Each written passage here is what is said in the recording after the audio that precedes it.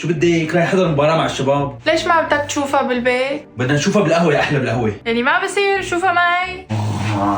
طيب احضرها معي. هات الجهاز لشوف. حبيبي ليش اللعيبة بيتخانقوا كتير؟ بيتخانقوا بسبب قرارات الحكم. وليش المذيع بيعرف اسماء كل اللعيبة؟ هذا شغله لازم يحفظهم. طيب ليش معصب؟ عادي ماني معصب، تفرجي. كأنه كنز بيضة مو حلوة ما كنز الزهرة.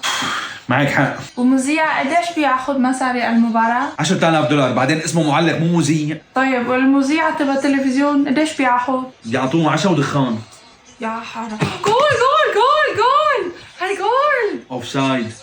شو يعني اوف سايد؟ عم بمزح معك. جول. إذا مو جول ليش ما حطوا على الشاشة؟ خطأ تقني من المحطة بيكون. طيب ما قلت لي لسه شو يعني اوف سايد؟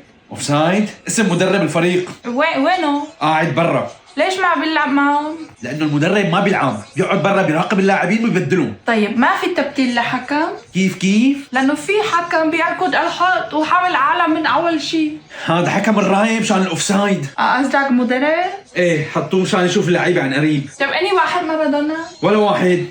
لك ليش؟ وينه؟ انتحر مارادونا. لا ليش؟ لأنه شاف مباراة مع مرته، لك ولي علينا، يا ريتني حضرتها بالقهوة مع الشباب، أحسن لي لعب على عالم.